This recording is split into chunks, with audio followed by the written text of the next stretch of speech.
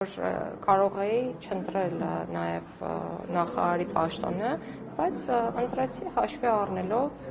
բոլոր այն վատ հարացումները սոցիալական վիճակի մասով, որոնք կան, եւ այն աշխատանքի բնույթը ինձ գրավեց, որ ես այսօր իրականացնում եմ եւ շատ գոհ եմ, որ ընտրել եմ այս ճանապարհը։ Ասում եք կառավարությունը երկար քննարկել է այս հարցը, այս դեպքում ինչու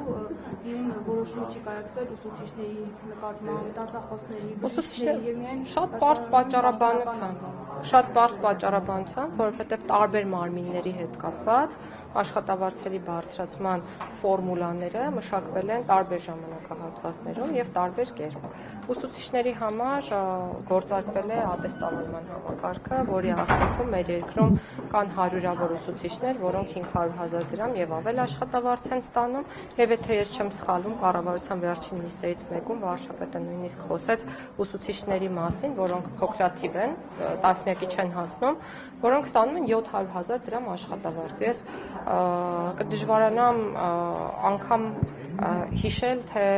արդյոք նախկինում քննարկվել է կամ եղել է նախկինում, նկատի ունեմ ոչ այս կառավարության օրոք, հնարավորություն, որ ուսուցիչը գոնե 200 կամ 300,000 դրամից բարձր աշխատավարձ ստանա։ Մյուս ոլորտներում բարձրացումներ մշտապես եւս եղել են։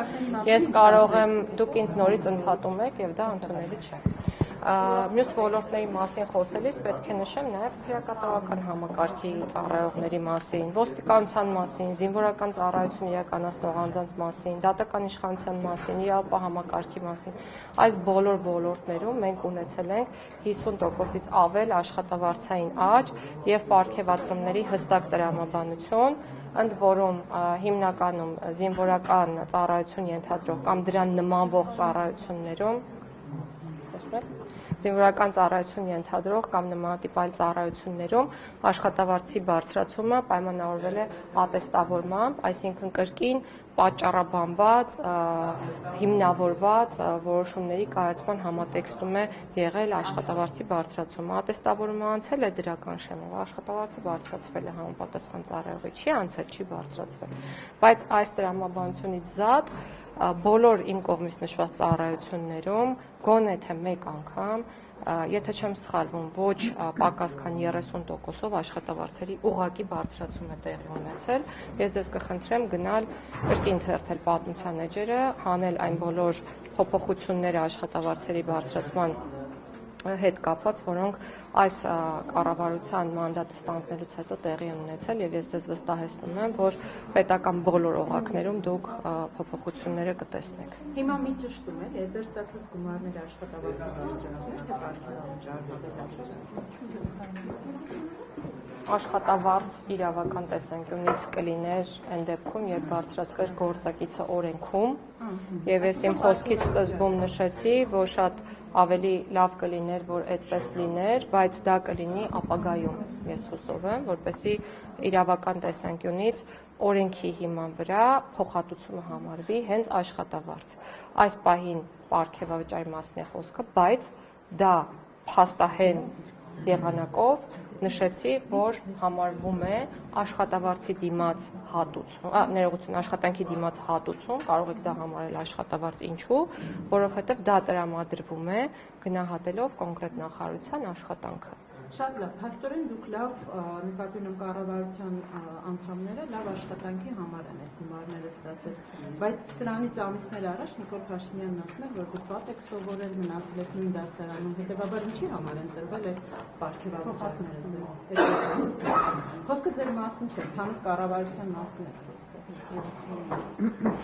Կառավարությունը լավ թե վատ է։ Ես ձեզ մի հուշում անեմ, ես խորհուրդ եմ տալիս կոնտեքստից չկտրել երբևէ որևէ պաշտոնտար անձի ասվածը եւ չներկայացնել դա հանրությանը կոնտեքստից դուրս։ Ես ասում եմ այո, շատ հարցերում մենք չունենք կրթական այն բավարար մակարդակը, որը պետք է ունենանք կամ ցանկալի ունենանք եւ ձգտում ենք ունենալ։ Եվ ամոթ չէ շարունակական կրթվելը եւ ցանկություն ունենալ ինքնակրթվելու։ Որպեսզի դուք գնահատեք կառավարության աշխատանքը, դուք կարող եք վերցնել կառավարության ծրագիրը, կարող եք վերցնել նախարարությունների կողմից մշակված եւ կառավարության կողմից ընդունված ռազմավարությունները եւ դիտարկել մոնիտորինգի արդյունքները, այսինքն կատարողականի գնահատականը, հաջորդ քայլով կարող եք վերցնել բյուջեի մասին օրենքը եւ նախարարություններին հատկացված ծավալները ֆինանսական միջոցների, գնահատել բյուջեի կատարողականը,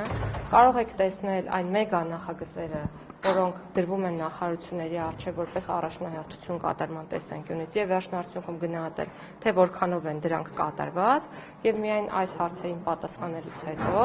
կարող եք եզրահանգում ունենալ, արդյոք կառավարությունը լավ է աշխատել, թե վատ է աշխատել։ Դե հիմա ինչ վերաբերում է, բայց ես դες մի բան նշեմ, որը ձեր ասածի հետ կապ չունի, բայց ամեն դեպքում, քանի որ կառավարությունը շատ կարևորում է կրթության շարունակականությունը,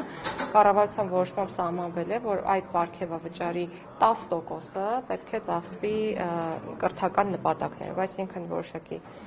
վերապատրաստումներ պետք է անցնեն հանրային ծառայողները, բոլոր այն հանրային ծառայողները, որոնք պարգևատրվել են, իսկ դրանց շրջանակը շատ մեծ է։ Ես կարող եմ պատասխանատվություն վերցնել եւ ասել, որ գրեթե բոլոր հանրային ծառայողները պարգևատրվել են եւ դա լավ է, որ պարգևատրվել են։ Այս տարվա գումարը էլի է նախատեսված 2026-ին։ Կառավարության համապատասխան որոշումներին հետևեք եւ կտեղեկանեք։ Տիկին Գալյան, դուք օրինակ գերատեսչության որպես ղեկավար, ինչ չափորոշիչով եք պարգևավճար սահմանել ձեր օրինակ վարչության պետերին, ավագ մասնագետներին, ինչն եք առաջնային համարել։ Մենք ունենք ներքին գնահատման մեխանիզմներ, ընդ որում գնահատումը իրականացնում եմ ոչ թե ես, այլ գնահատումն իրականացնում է աշխատակցի անմիջական ղեկավարը եւ հետո անմիջական ղեկավարների անմիջական ղեկավարը եւ հետո ուղղակի դրվում է իմ ստորագրությունը եւ ես չեմ կարող գնահատել ամենաներքևի օղակում ջանասիրաբար թեկուզ աշխատանքներ իրականացնող մարդու աշխատանքը, բայց որպես իրենց հաճելի մարդկանց խնդիրը չկա, չի լինելու այդ պարագայում։ Գիտեք, մենք էլ չենք կարող մեզ թույլ տալ նման շռայլություն, որովհետև մեզ պետք են աշխատողներ եւ պետք է արդյունք։ Որևէ նախարարի համար ցանկալի չի նախարարությունում ունենալ այնպիսի աշխատակիցներ, որոնք չեն աշխատելու, արդյունք չեն ապահովելու կամ չունեն նմանատիպ ունակություններ։ Եվ հետեւաբար ես կարող եմ միարժեքորեն եւ աներկբա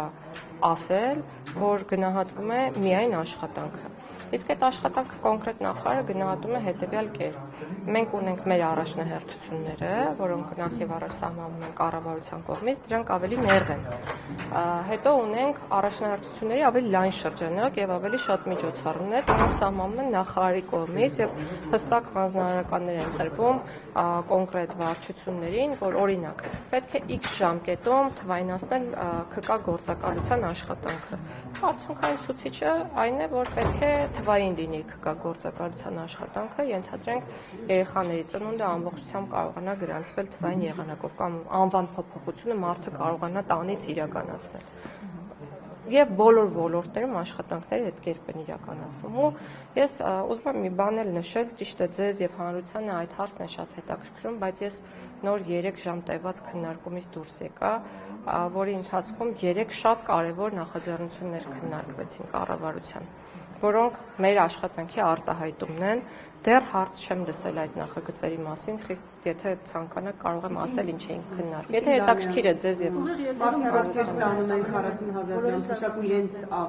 շատ է համարում վարչապետը 10,000 ավելացնել, մարդիկ երբ թոշակով չեն կարողանում գոյատևել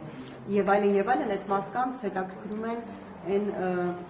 երբ որ դուք ասում եք ինչու է ձեզ դա հետաքրքրում է, որտեղ երբ որ իշխանություն փոխվեց, նրանք խոստանում էին այդ մարդկանց կյանքը բարելավել, իրենց այսպես ասած զոհաբերելով, հեղափոխության կանոններն էր դա։ Եվ մետրոյով էին օրինակ ցուցադրական գնում տուն գալիս, հետո սկսեցին ասել, որ 6-7 միլիոն ինչ ա, որ մենք չստանանք, լավ ենք աշխատում։ Դրա համար մարդկանց համար առաջին է դառնում իրենց խոստումների չկատարումը։ Հիմա դուք այսինքն համարում եք, որ դուք արժանի եք այդ միլիոնավոր պարգևավճարներին եւ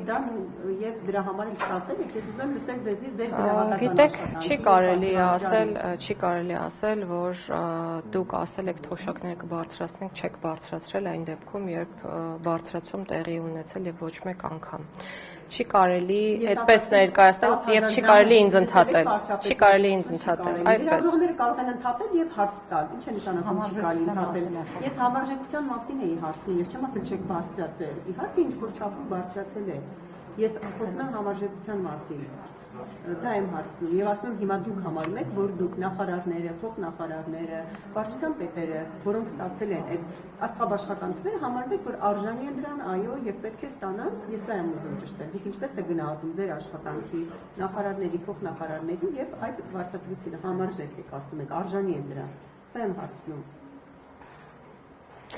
Թոշակները բարձրացվել են ոչ ավել, քան մեկ անգամ, ինչու է սա կարևոր շեշտել, որովհետև դուք ձեր պնդման կամ հարցադրմանը նմանվող խոսույթում ասում եք, որ խոստացել եք չեք արել։ Ես էլ ասում եմ ոչ, խոստացել ենք, արել ենք եւ արել ենք բաներ, որոնք նույնիսկ չենք էլ խոստացել։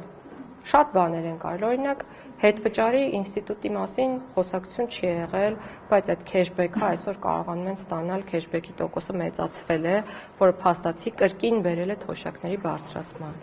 Մենք խոստացել ենք ու վերջապես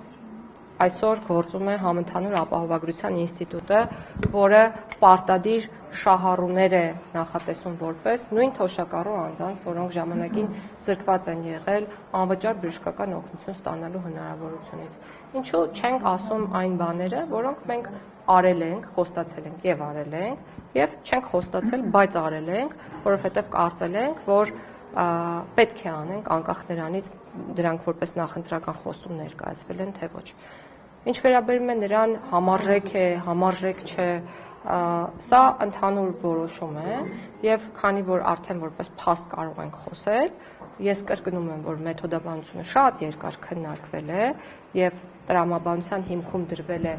կատարված աշխատանքի ծավալը, այսինքն սկզբից թիրախները, որոնք սահմանվել են, հետո դրանց հասնելու ճանապարհը եւ արդյունքը, ես վստահ եմ, որ մեթոդիկայի տեսանկյունից հաջող ընտրված տարբերակ է եւ կարծում եմ, որ այո համարժեք է։